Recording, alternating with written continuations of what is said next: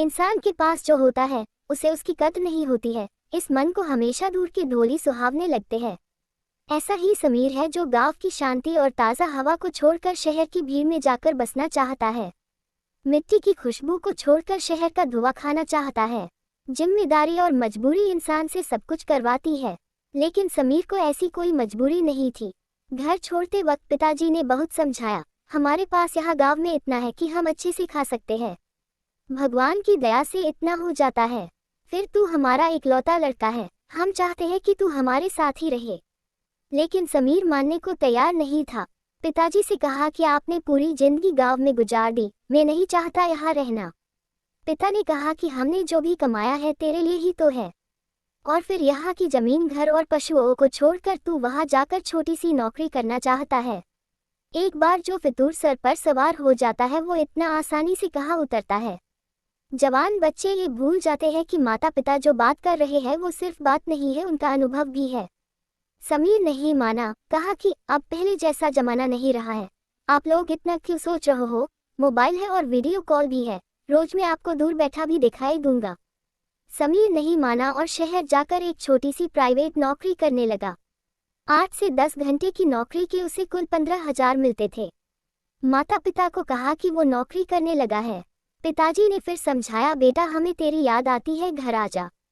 समीर नहीं माना, वो शहर की जिंदगी जीना चाहता था।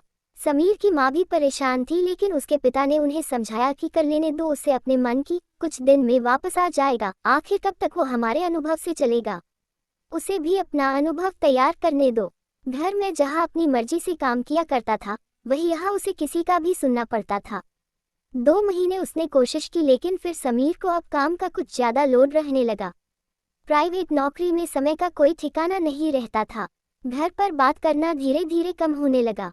करीब 4 दिन बाद जब उसने अपने घर का फोन उठाया तो उसके पिता ने बोला, बेटा ऐसा क्या काम करना कि फोन पर बात करने का समय ही ना मिले। पिताजी बोले, बेटा तेरी माँ का पैर टूट गया 3 दिन पहले। समीर ने पूछा कि माँ अब ठीक है? पिताजी बोले, प्लास्टर चढ़ा है। समीर ने कहा, पापा आप वीडियो कॉल से बात करवा देना, अभी मुझे छुट्टी नहीं मिल सकती। गांव में ठीक से नेटवर्क ना होने के कारण वीडियो कभी रुकती है, कभी दिखाई देती है, इसलिए अधिकतर वो सिर्फ बात किया करते थे। लेकिन आज माँ का पैर टूटा था।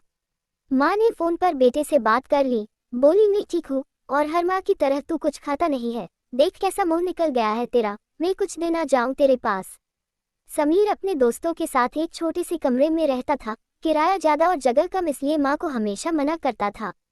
जो गांव की ताज़ा हवा के आदी उन्हें शहर कहाँ भाएगा। माँ से बात करने के 3 दिन बाद ही समीर की तबीयत खराब हो गई।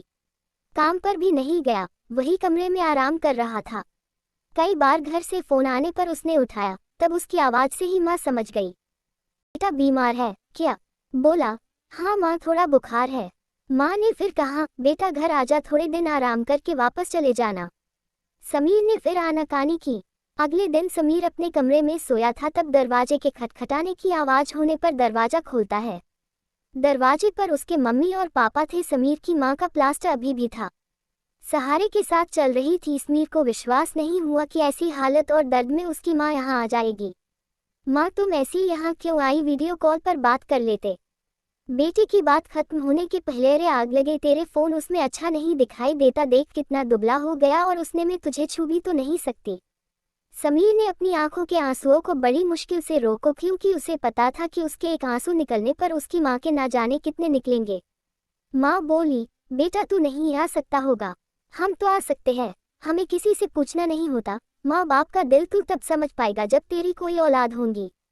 समीर के पिता बोले, बेटा मैं तुझ पर ज्यादा दबाव डालकर वापस ले जाना नहीं चाहता, क्योंकि मुझे लगा कि शायद इससे भी तुझे कुछ अनुभव होगा। लेकिन कभी भी परेशान मत होना और हमेशा सब कुछ अपने माता पिता से जरूर बताना, और जब जी तब घर आ जाना।